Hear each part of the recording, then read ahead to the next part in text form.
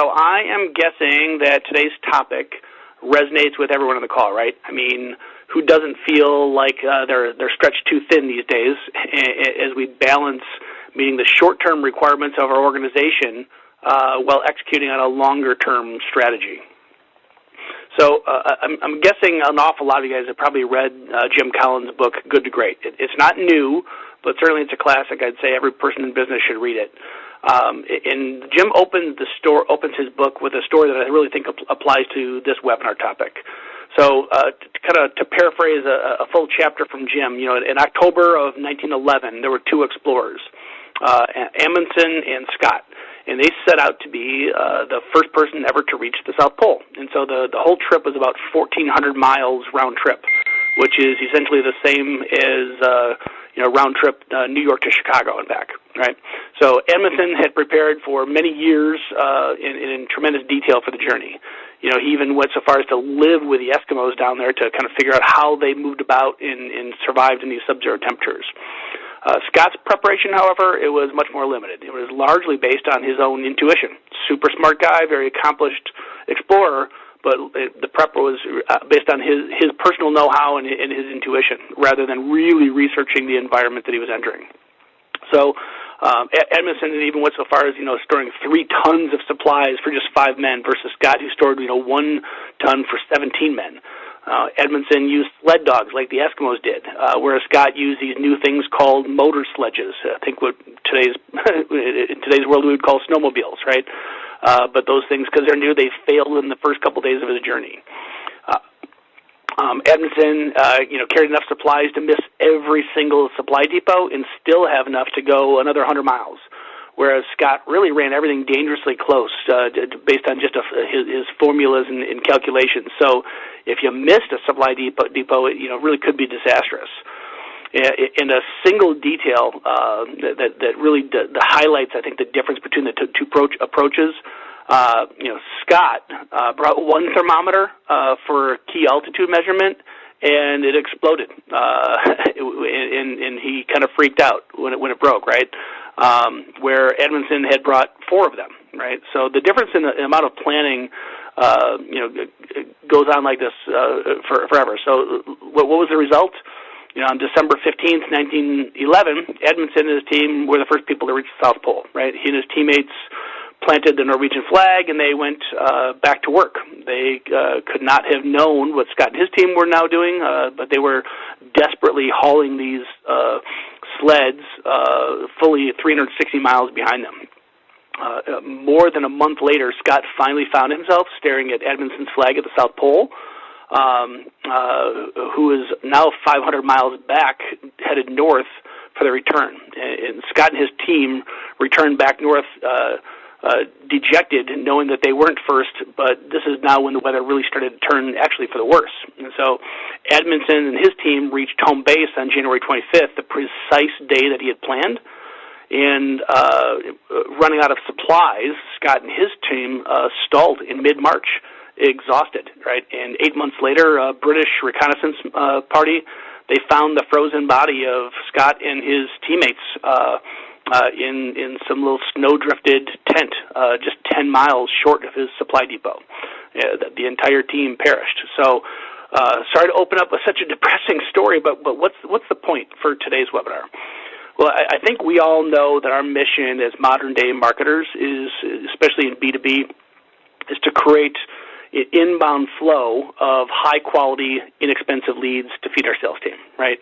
Among other things, but that certainly is core to our job.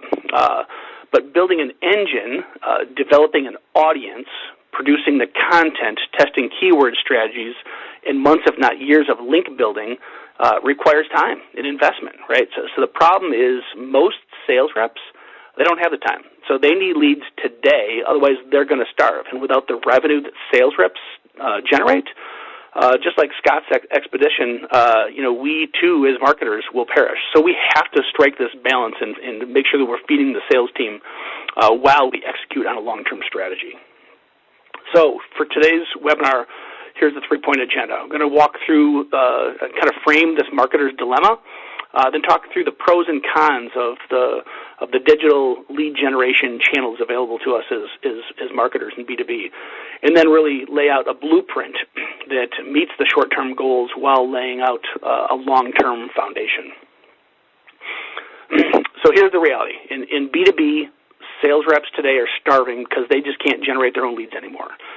And when sales reps starve, companies don't hit revenue goals. And when companies don't hit revenue goals, budgets get cut. And when budgets get cut, regrettably, as too many of us on this call probably know, marketing is frequently the first group to get a bullseye on their back. So we really need to pay attention to this. The problem I think that so many companies make is thinking that they have a sales problem versus a marketing problem. Now, it's not a shot at us marketers. But despite spending millions of dollars trying to figure out, how do they hire better reps, better interviewing, better screening, better sourcing, millions of dollars training them on sales process and methodology to be more effective, millions of dollars equipping them with better tools. The results are the same. According to the research firm Serious Decisions, it's still the buyer who's finding the seller 80% of the time. So whether we like it or not, this means that this is a business problem that marketing has to solve, not sales. And I think we all know the reasons why, right? So it's not that buyers ever really enjoyed talking to sales reps, but if they wanted to know the best practices and solutions in the marketplace, they needed to talk to sales reps.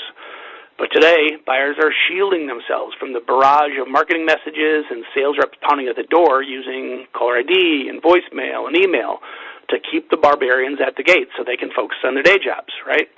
So what is it that they do while they're at their day jobs? Well, among other things, decision makers try to solve problems. And where do they go first? They go to the web, right, where they search for ideas and best practices and solutions. And ultimately, they even shortlist the vendors that they're willing to engage. In short, this is the way that they find you. So the million-dollar question is, how is it that you get found, right? So to do that, I think we got to follow the money. So you see, Google, Bing, Yahoo, all the other search engines, they all have the same primary business model. They want to sell advertising to companies who are trying to reach this audience of anonymous shoppers. So they set about doing much more than building an advertising platform, right? They're really in the audience development business, where they try to earn the trust of millions of repeat users who come back to them to search, whether it's from their laptops or tablets or their phones. So using traditional search or maps or reviews, right? So they work very hard to filter out junk in your search results. And if you're a Gmail user, if a Google Docs company, they work hard to filter out your spam in your email even, right? Even if it's technically canned spam compliant mail. It's because the search engines send most of the traffic to educational content and then filter out all of the sales and marketing messages.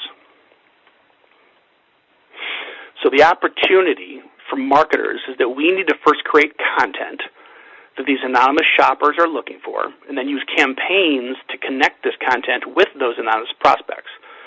But herein lies the title of today's webinar, right? Because most of us know that we need to be building an inbound lead-generating engine based on content, social media, and SEO.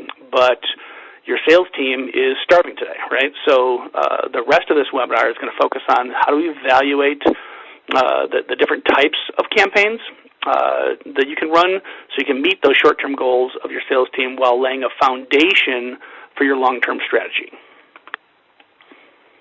So let's take a look at the pros and cons of these types of campaigns. And first, I think I want to acknowledge that these campaigns fall largely into two types of buckets. Now, it's pretty straightforward that pay-per-click advertising, PPC, and paid article placement, otherwise sometimes known as content syndication, are going to cost money, right?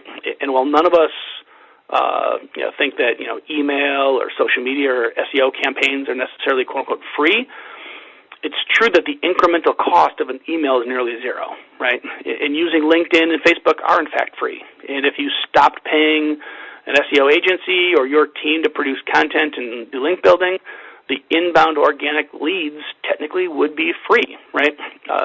So that's why I've lumped them into this bucket of earned free campaigns. So much like we consider public relations to be earned media, because you wouldn't necessarily, or you couldn't even, pay the local news channel to cover your event, but it's going to cost you money to maybe to put on the event and have staff or some PR person connect with the news organization in the first place to promote it and even get the coverage, right?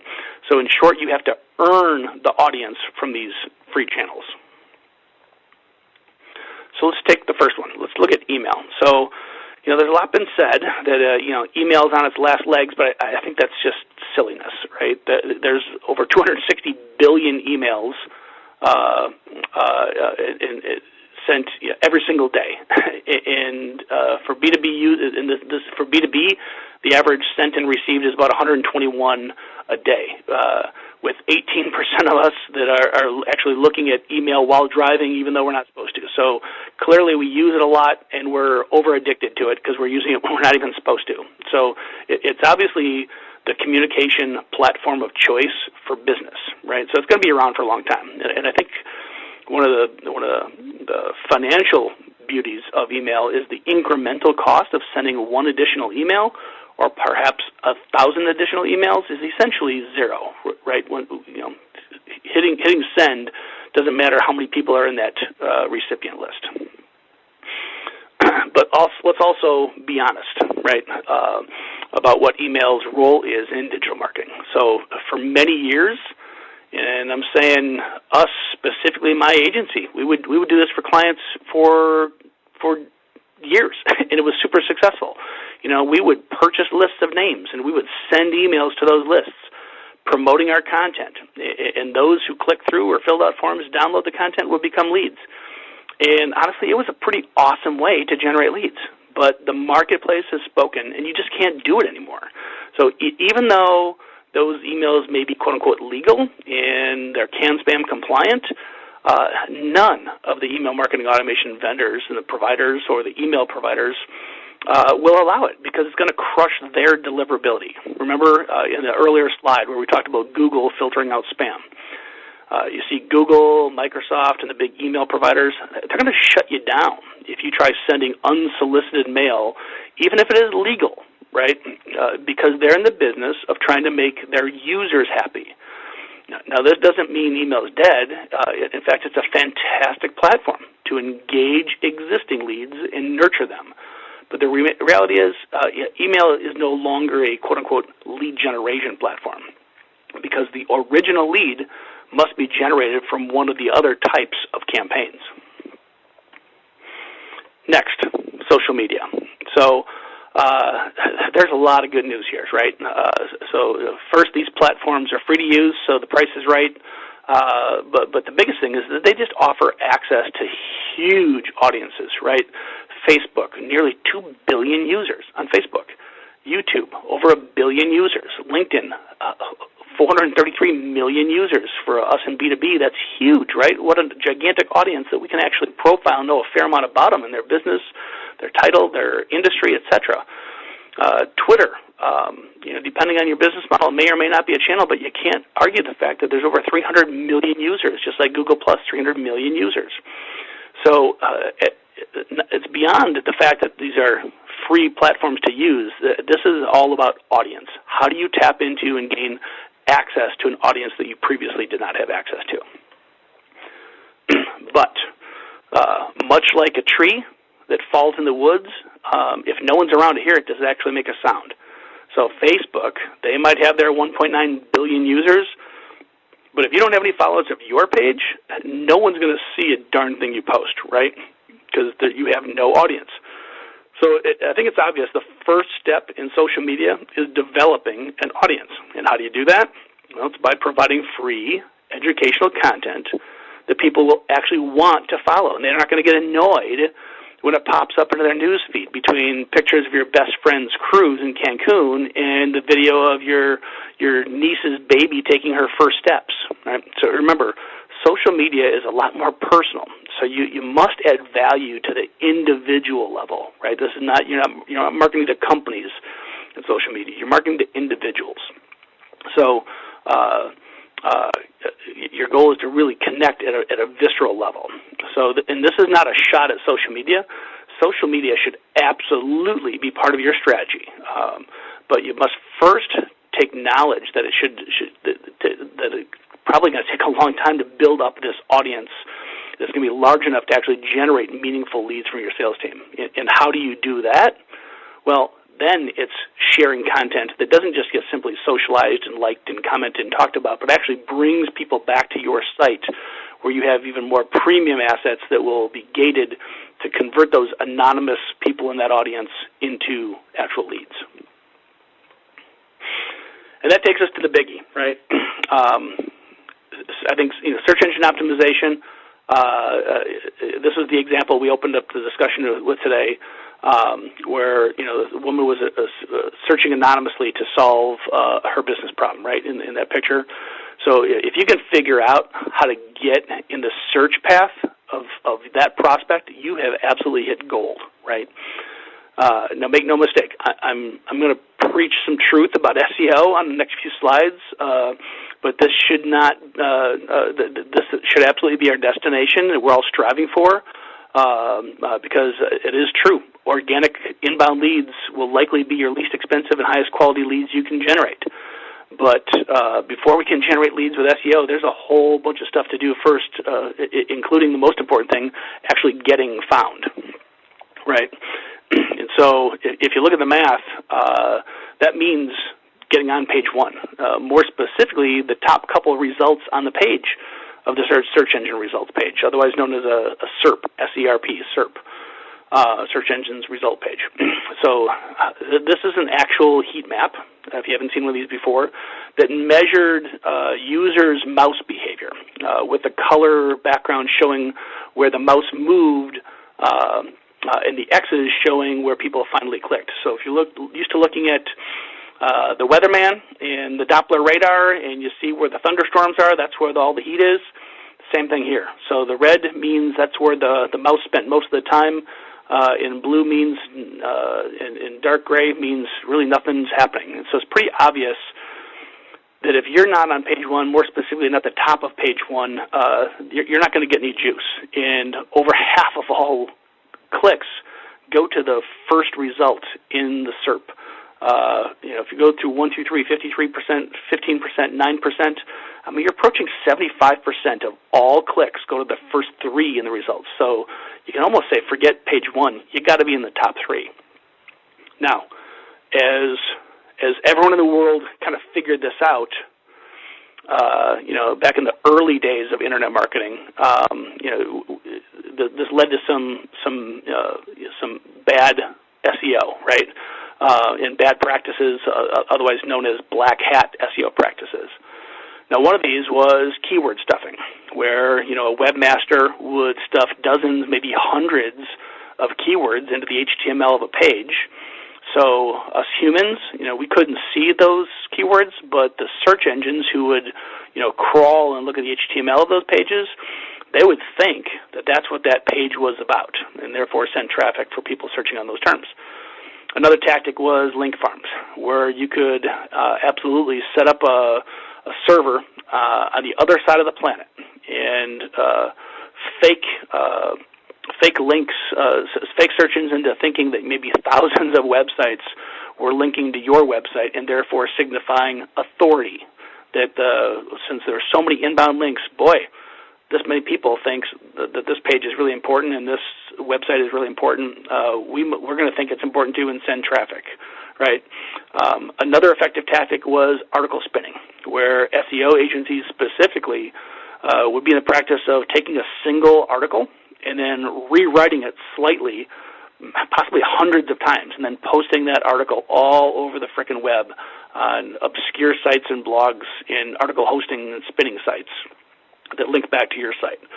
So, but all of this, it was to trick the search engines, and ultimately it led to just this terrible user experience, because you'd end up on lousy sites trying to sell you their wares, frequently not even selling products that you cared about, and sometimes some not good sites that you don't even want your family's eyes on, right? So back in the day, if you were searching for something on Alta Vista and you couldn't find it, maybe you'd switch to Ask Jeeves. If you couldn't find it there, maybe you'd try Lycos. And then this new engine called Google came on, so you try it, and so on and so on. And at the end of the day, the search engine who did the best job taking you to the content you were looking for ended up dominating the market, which is why other search engines have kind of become this faint memory. So the $1 million question, I think, is for us marketers to get ahead of this is how did Google actually do that, right? So SEO used to be this technical game focused on tricking the search engines and tricking Google. Now, Google is very secretive, and it's always evolving its algorithms, but there's really been three major releases that I think we should all understand if we're going to be successfully building inbound lead generation engines, right? So the first release was Panda. And so with Panda, technical SEO, meaning the tags and the HTML1 tags and the keywords and all this stuff, the meta descriptions, stuff really didn't matter with the Panda release. So Panda just looks at the content itself, not things that you're using like H1 tags or how quickly the page loads. So that said, technical SEO can still be an important component of SEO in ranking, so it shouldn't be ignored, but it does not have directly any impact on Panda specifically. The second major release the next major release from Google was the Penguin release. And so Penguin really dealt solely with link quality and nothing else. So sites that had purchased links or had acquired low-quality links through places, such as low-quality directories and spammy blogs or, these link farms that I referenced, it really not only didn't give you credit, it would punish you if you were actually using some of these sources. The next release that's really important is Hummingbird, so what the Hummingbird release did was focus more on the search queries. So think back a few years when iPhone released Siri, right? And so you could hit a button and then talk and ask a question. Well, that's called conversational search. And so if you're typing a keyword or a phrase into the Google box, you might be a little more structured and thoughtful about the phrase you're typing.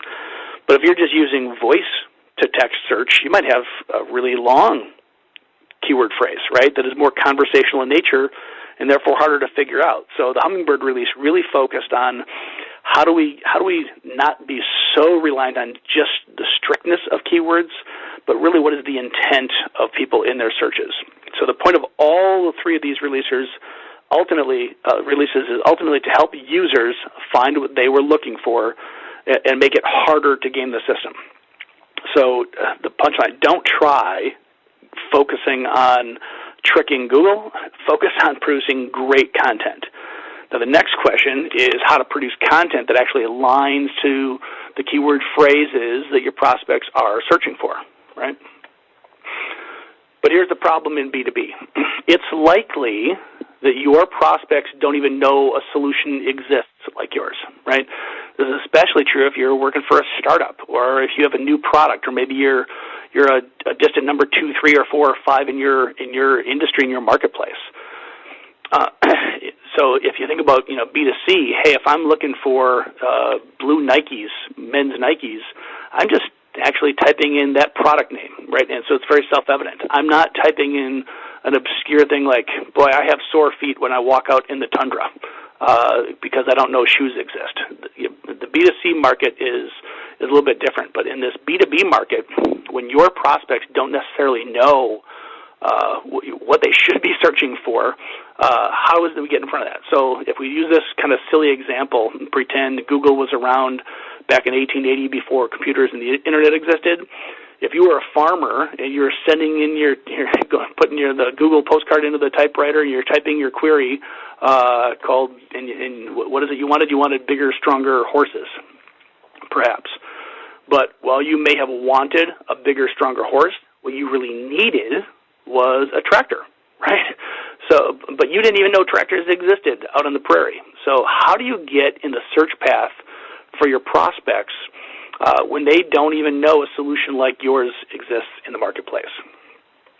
So kind of a two-part answer here. The first part is you do so with a good keyword strategy, right? So keywords are quite literally the exact words we type into a search engine. So a quote-unquote keyword could actually exist of a single word, or it might be many words in a keyword phrase. And the beauty of keywords is that they are great indicators of user intent. So, for example, the keyword software likely has huge search volume, but we really have no idea if that's a person looking for $1 million ERP system, or maybe they're just looking for the latest update to Candy Crush.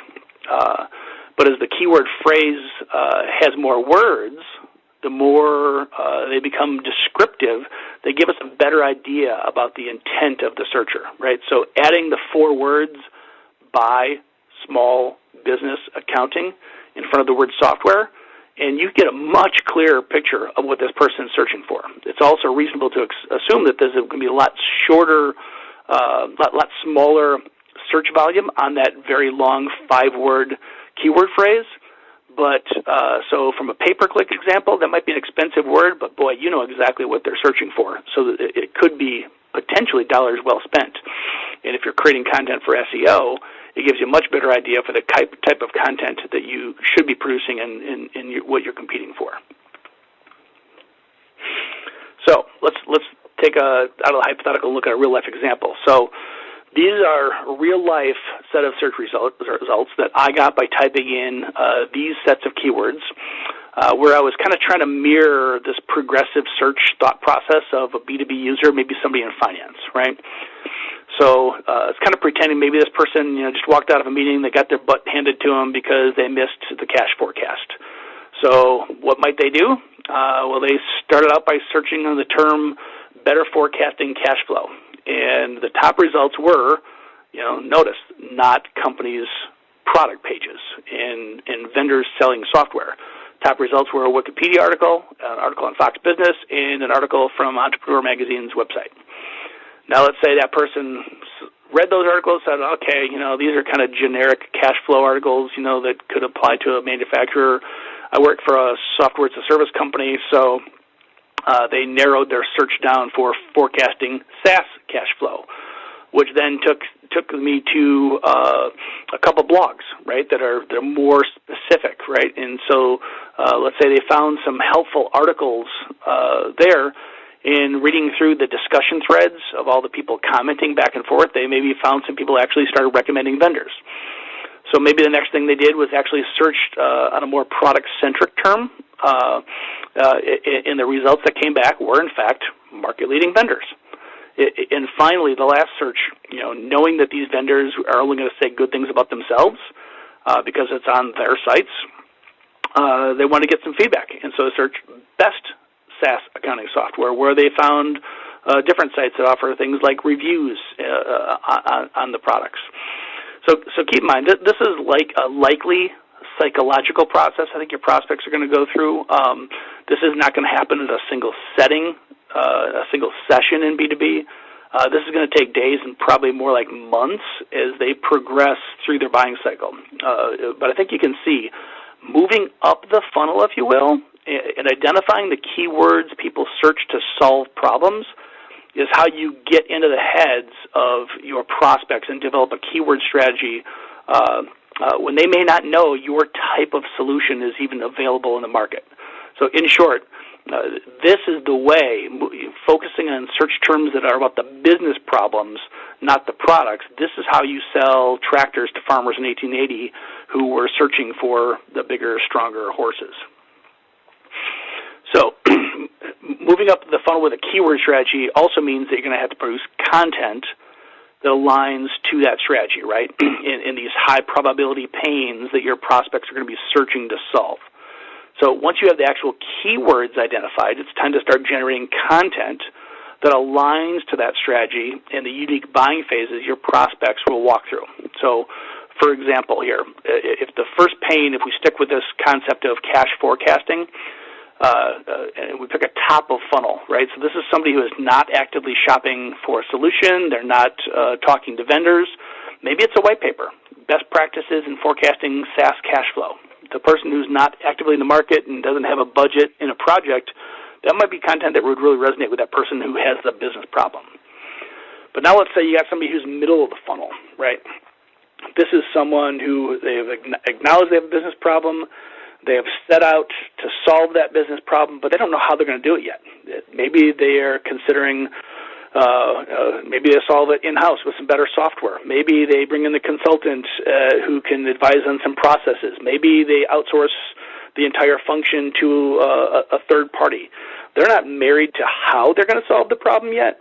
So maybe some content that guides them in that journey, right? Maybe an infographic that talks about the 3 mistakes to avoid when implementing SaaS accounting software. So it's not vendor specific. We're not talking about us. We're just being helpful in content for people who are in the middle of their journey.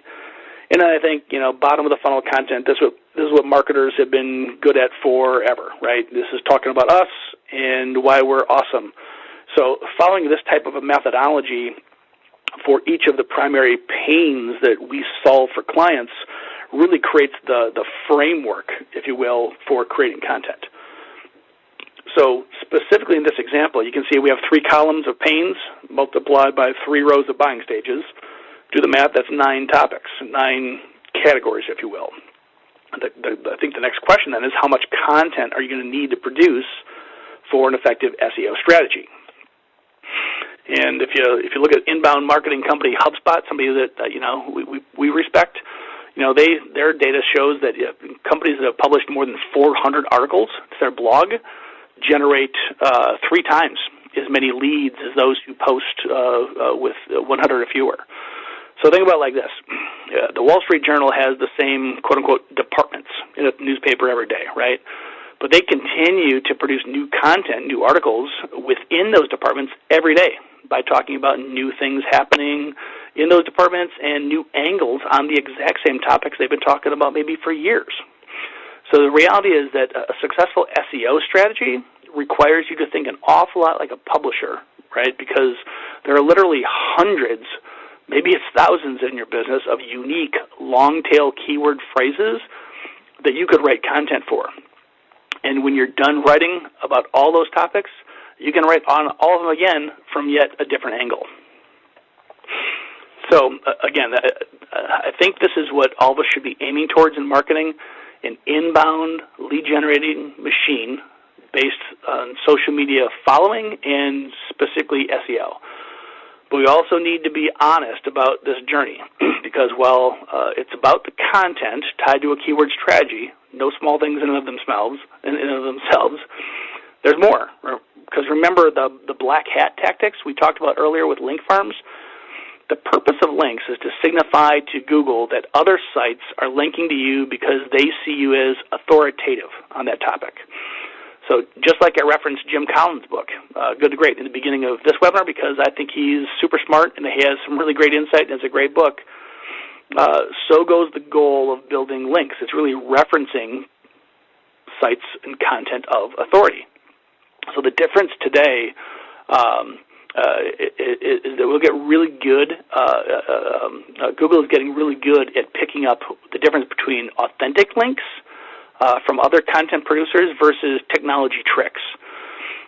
So the last leg of an SEO strategy is the one-to-one human outreach. And I say that again, it is really the one-to-one human-to-human outreach of people who own other sites and blogs and industry influencers to help organically generate inbound links.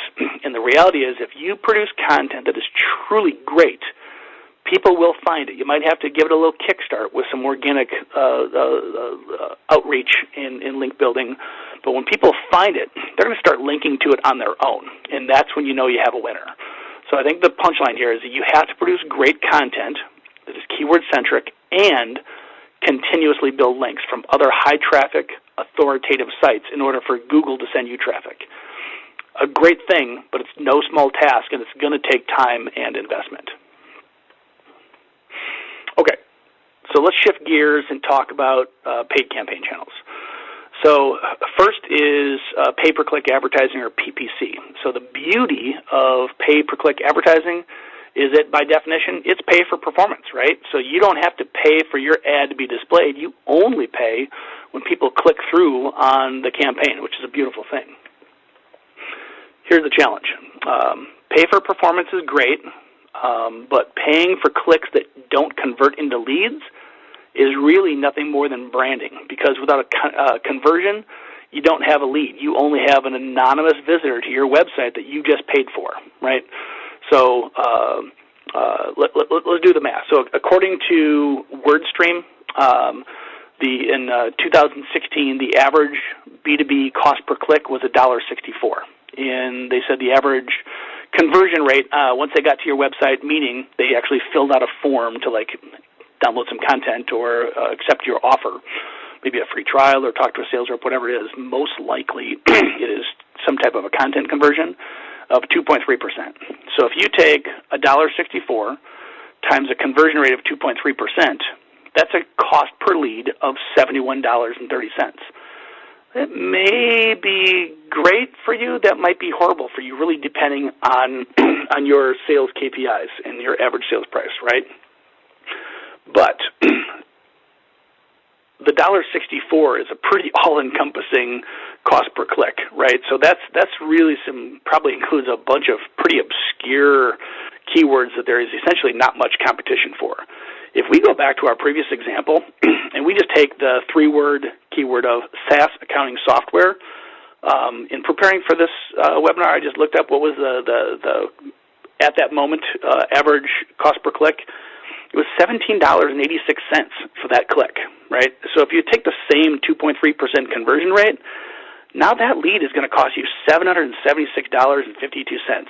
And now, maybe if you're selling $1 million software, $700 and some dollars is a appropriate cost for an MQL, but not many of us, right? And even if it was, you're going to burn through thousands, tens of thousands, maybe hundreds of thousands of dollars in marketing spend before you get there. So this is not a bash on PPC. This is a caution warning with PPC. Before you invest, do all the math, not just how much the click cost, but how much is this likely going to cost to actually convert and create new leads for you. The last type of campaign that we want to do pros and cons on is paid article placement, sometimes known as content syndication. So, there are a lot of different financial models in paid article placement. The older traditional model that I think is out of vogue, and we wouldn't recommend it, would be the CPM model, cost per 1,000 impressions. That's essentially just doesn't more than banner advertising, right? If you're working on a CPM basis, why pay if there's no guarantee anybody's going to click through, and certainly no guarantee people are actually going to convert. It's really, really hard to quantify the impact of that. There are also CPC models, cost per click, which essentially turns a paid article placement into the same model as PPC. But then with increasing availability, there are cost per lead models, CPL models, where you can only pay for actual conversions, right? So taking your content, an article, if you will, publishing that to a network or on someone else's site or property or blog, and then people get those, respond to those offers on those sites, and then fill out forms, which you can therefore tighten up the filters on those forms so you make sure you're only paying for leads that match your ideal prospect profile. So I think the real beauty of paid article placement is that you're instantly tapping into audiences that you didn't have to, quote-unquote, earn. Remember the first three types of campaigns, earned free campaigns. So you didn't have to earn this audience like you do in social media or SEO. So, for example, paying to place an article in a trade blog means the producer of that blog has already done all the heavy lifting by developing that audience for you. And all you have to do is supply the content and then subsequently pay for the leads. There is a potential downside just to be aware of. I think the only real caution I think I have for syndication, beyond that you have to pay, it's not free, is it's not as simple as taking content from your existing site and syndicating it to other sites, because search engines don't like duplicate content, right? And so publishing an article on both your site and these other sites that you pay to place, you could actually help them and quite literally be hurting your own SEO in the process. So it is important to produce original content for these paid placements.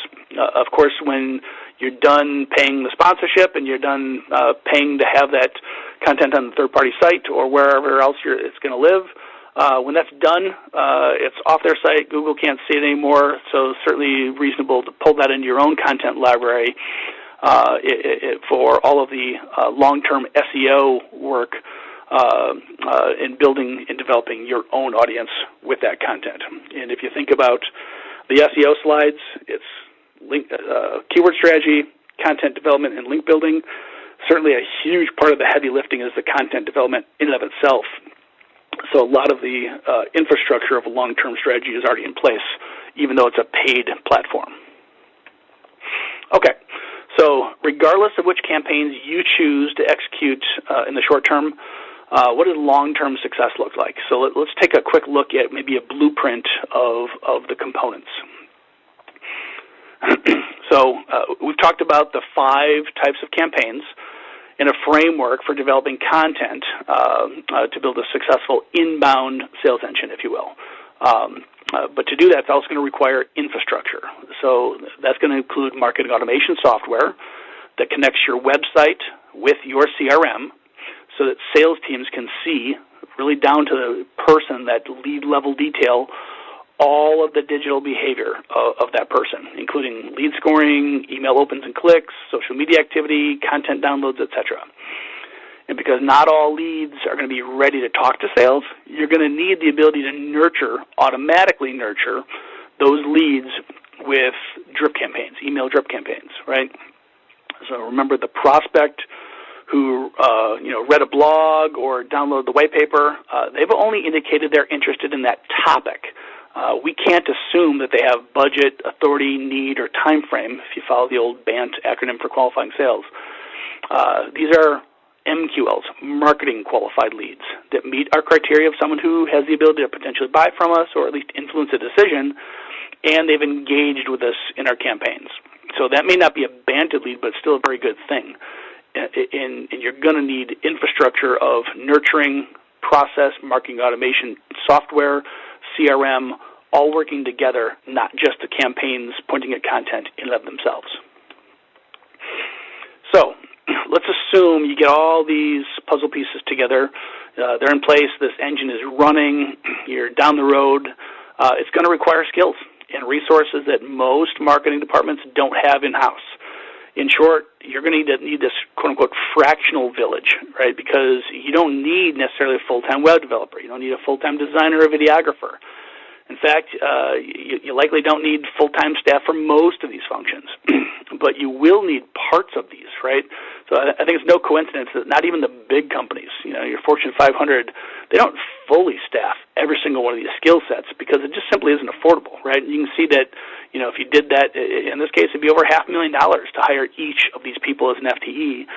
And even doing so on a fractional basis is, more than a couple $100,000. You could still spend, $250,000 trying to staff this on a fractional level. So, going back to our South Pole example, I don't think many people are going to be able to hop off today's webinar and go back to their boss and say, hey, I need a couple $100,000 to build out the infrastructure and the team to build an inbound lead generating machine that will feed your sales team.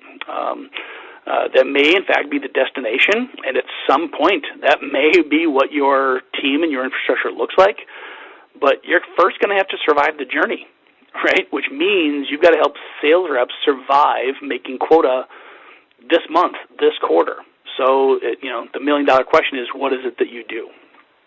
So let's bring it home in our last few minutes by talking about exactly that. So how is it that we balance these short-term lead requirements for the sales team while still executing the long-term strategy for building an inbound lead generating machine?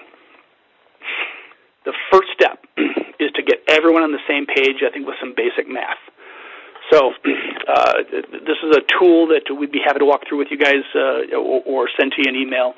That is essentially a sales and marketing calculator to determine how many leads you need and what you should be paying per lead. So in this example, we have someone who has maybe a $5 million sales quota and expect 45% of that to come from marketing. So, sales sourced, marketing sourced. So marketing has a sales quota of $2.25 million of stuff that comes from marketing leads, right? And if they have an average sales price of $60,000 and sales wins 25% of those qualified deals that they're in, they got a 90-day sales cycle, 35% of all first appointments go on into a qualified sales cycle, and 5% of marketing leads convert into appointments. Voila. You don't have to do the math here. Trust me, the number comes out to 8,571. So in this case, based on these sales KPIs for this example, this company, this marketing team, is going to have to produce 8,500 MQLs. And if you throw on, if you're calculating value per lead, you essentially take your number of leads divided by your average sales price, and you can see the value of a sales qualified lead, an appointment, an SAL, or a value of an MQL. You got to reduce that a bit by your gross margin, right? Because you never want to pay so much that you're actually losing money on a per deal basis. So if you looked at the bottom right chart here, you can see the value of an MQL would be $263 based on the average deal size. But if you throw a 60% gross margin on this theoretical example, they should never pay more than $158 per lead. All right, so now everyone's on the same page. How many leads do we need? What's the maximum you should be paying per lead? Now, what is our actual ability to generate these things? And so if we look at three buckets, we didn't really talk about the first one of just traditional marketing, right? So you got events, you got trade shows, you got things you always do. Let's say your trade shows generate 1,200 leads a year, divided by 12, that's 100 leads, MQLs per month. And then through your earned media channels, we won't go through all the math and the hypotheticals here, but let's just say, through email you got 1,000 visitors a month, social media 500, SEO, you got 1,000 unique visitors a month. All this adds up, and you are generating 150 MQLs a month today. But the previous slide just told us we've got to generate 714, so we're short by 564 MQLs a month. Extrapolate that down to the bottom, and that's a miss of $1.7 million based on our average deal size, right? So so we know how many leads we need, we know how much we should pay, we also know what our current channels are producing, and do we in fact have a gap or not. In this case, we have a pretty severe one. So both pay-per-click and syndication are pay-for-performance. That will generate leads. I think the question is, which paid channel should we use? Because I think the harsh truth is, if you think about that previous slide, you're not going to have an alternative. The choice is either you miss that sales goal, or you're going to have to use one of the paid options to fill the gap. Right? So I think there are two considerations here in choosing which of the paid options to consider. So first is obviously cost. So if one channel can produce leads significantly less expensive than the other, it's a no-brainer, right? That's your channel of choice. But if the cost is relatively neutral, then we should be choosing the channel that meets not only just the short-term goal of leads, but the one that also lays the best foundation for a long-term SEO-centric strategy. So let's go a little deeper into the pros and cons of each of these, right? So if we think about pay-per-click, versus syndication in our paid article placement. Both are pay for performance. That's great. One of the beauties of pay-per-click is you can really test keyword strategies very quickly, right? So you can try different keyword combinations, what converts, what doesn't. Problems with PPC, the cons. There's no guaranteed results, because just because you're generating clicks doesn't mean you're generating leads, which means it can be very expensive. And from a residual SEO value, okay, you've got a keyword strategy perhaps, but once you turn the faucet off, you disable the credit card on the PPC campaign, the long-term value also goes away. Versus syndication, still pay for performance. Most programs we would recommend seeking out would be a CPL basis, so you can guarantee results. Great way to test what converts and what doesn't. Most importantly, there's longer-term residual value from an SEO perspective. So which of these programs make the most sense? we would, in almost all cases, advocate for content syndication, right? Because it not only meets the short-term requirements on a pay-for-performance basis that allows you to tap into this larger audience, you're doing some of the heavy lifting of a long-term SEO strategy, which is building out that content library. Remember the HubSpot data, that chart that said over 400 articles results in 3x the lead generation? 400 articles is a ton of content for most companies to produce. If you're not even close to that right now, boy, you better get started, right? And so this is a way that you're going to have to be producing content anyway. Let's at least let this content serve two masters, the short-term goal of leads through CPL, but also the foundation for a long-term SEO strategy. It's also going to tell you what content converts, right? So just because you're converting and people filling out forms doesn't mean that the people who downloaded Article X convert into appointments and pipeline of wins versus Article Z, right, on a different topic. So you can really test what works all the way through the funnel. And this might seem self-evident, but if you stay with the same math from the previous exercise, where we needed 8,500 MQLs, that's 714 a month. The example on the left, we simply used paid campaigns to fill in a gap, right, on a theoretical 5-year strategy. So we don't know for you if this is a 1-year, 2-year, 3, 5, or whatever. But here's an example of somebody weaning themselves off of paid marketing to rely only on the earned free campaigns, right? But the psychology of budgeting is a powerful thing. So if you're delivering results year over year to your sales team through a paid channel, it's likely senior management is going to want to continue to invest in that. So you could probably double down. Both strategies really take sales and revenue, on this example to the right, to the next level. So either way, the choice is yours, but you just have to face the reality of what you can produce today and what is the right paid channel to get through the gaps in the long run. So, in summary, what is it I want you to remember out today? First is just this acknowledgement that sales reps can't do it on their own.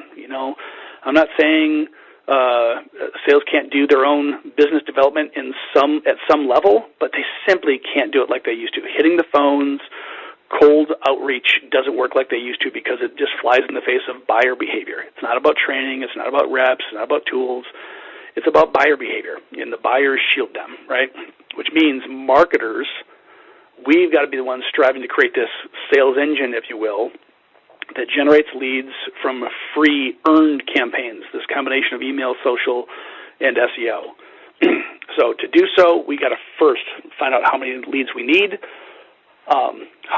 identify how many we can honestly produce with our current engine, and then quantify the max we should be paying for leads before we start developing a target for what paid campaigns should fill that gap.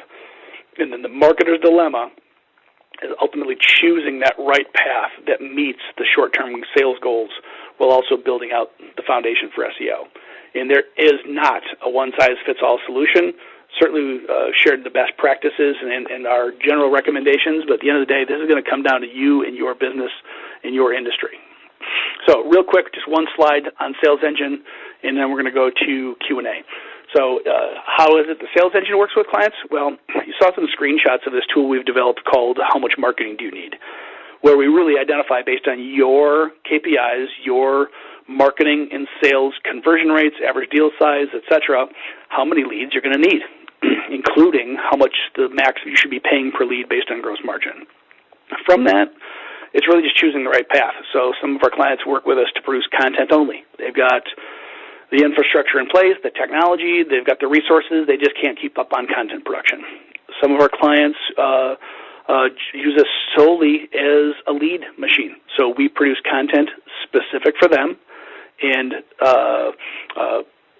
through paid placement on sites and through Sales Engine's network of B2B websites of over 10,000 sites, we can work on a CPL basis and simply provide leads to our clients and then give them that content that they have the residual value for their own SEO strategy should they choose to pursue it. And then the last option is kind of an all the above, where we help clients to build out their own sales engine and can really meet you where you're at. Probably the 2/3 of Sales Engine's clients, we outsource this entire function for folks. The rest is somewhere in between, where maybe somebody has HubSpot, Marketo, Acton, etc., Pardot in-house that we produce the content and run campaigns, but they run their own technology.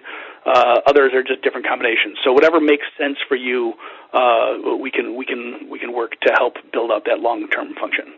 So with that, enough about Sales Engine. I really thank you for your time. I think we got about 5 minutes left here, so I want to give I'm going to give it back to Zanera and see if we have any questions.